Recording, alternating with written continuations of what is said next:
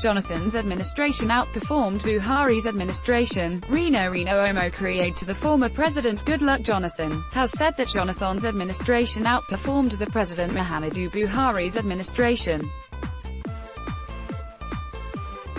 Reno, in a statement titled, "Sadly, Nigeria has a Pinocchio for a vice president," said, "It is a notorious fact that the Jonathan administration outperforms the Buhari administration in every sphere of governance and in every aspect of the Human Development Index." He also called the vice president Yemi Osinbajo liar for saying that President Muhammadu Buhari's government has done more in terms of infrastructure development than the previous administration, despite earning little from the oil, which is the mainstay of the economy.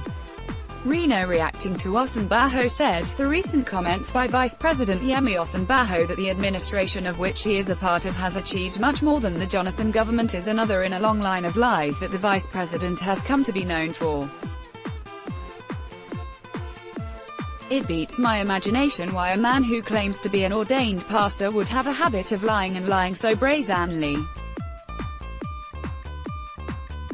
It is a notorious fact that the Jonathan administration outperforms the Buhari administration in every sphere of governance and in every aspect of the Human Development Index.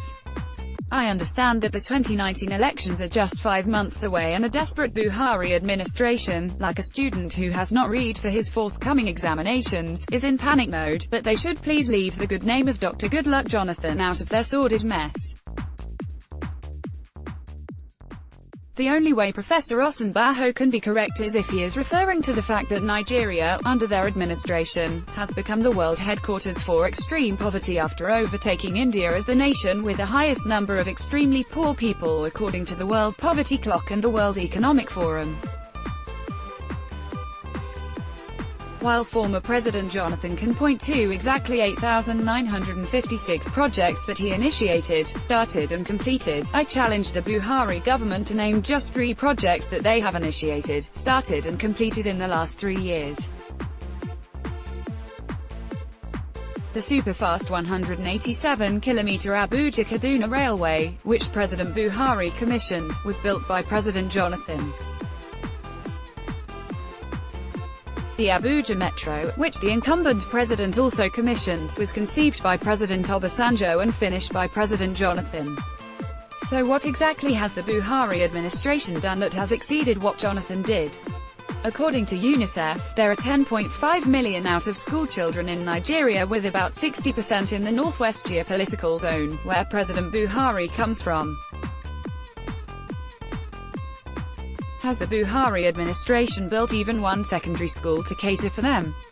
So by what logic can Vice President Yemi Osinbajo say that their administration has outperformed a Jonathan government that initiated, started and completed 165 Almajiri schools as well as 12 new federal universities to cater for this mammoth out-of-school youth bulge? How can they say their administration, under which Nigeria suffered her worst retrogression in Transparency International's Corruption Perception Index, from 136 to 148, outperformed the government under which this nation made her best ever improvement in the CPI, from 144 to 136? According to data published by the National Bureau of Statistics, in December of 2017, 7.9 million Nigerians had lost their jobs in the 21 months preceding that time. How can an administration with such an abysmal job record claim to have outperformed a Jonathan administration that, according to the same National Bureau of Statistics, created 6 million jobs through programs like the UN Initiative, Local Content Law, Graduate Internship Scheme, Nagropreneurs and Shorpy? Under the Jonathan administration, Nigeria was a magnet for investment and was the #1 destination for foreign direct investment in Africa as rated by the Geneva-based United Nations Conference on Trade and Development, UNCTAD. Today, Nigeria is not even included in the top 10 in Africa. If the current government is saying that by borrowing more money in 3 years than the People's Democratic Party borrowed in 16 years it has outperformed the Jonathan administration, then I am willing to concede that fact.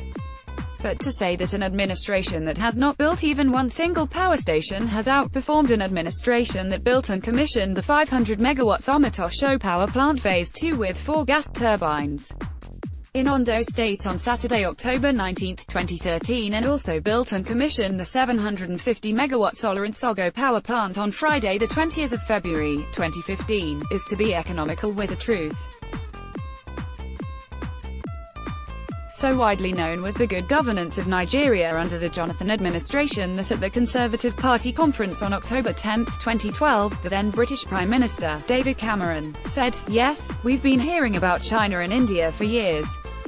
But it's hard to believe what's happening in Brazil, in Indonesia, in Nigeria too. Can anyone in the right mind say the same about Nigeria today? That is a question our Pinocchio vice president may very well not want answered." Finally, let me say that the constant refrain by this administration of blaming their abysmal performance on the low price of oil is a case of a bad workman blaming his tools. Today, crude oil averages at $74 per barrel. In 2017, the average price of crude oil was $51 per barrel. Need I remind Nigerians that the PDP government of President Olusegun Obasanjo paid off Nigeria's entire foreign debt in 2006 at a time oil sold at less than one-third what it sells today. Sadly, the last 3 years has only shown that the Buhari administration promised Nigerians heaven on earth, but has literally turned Nigeria to hell on earth, such that a nation that was rated by Gallup polls as the happiest nation in the world in 2011 under former President Jonathan has dropped to being the 91st happiest nation in the world in 2018 according to the United Nations.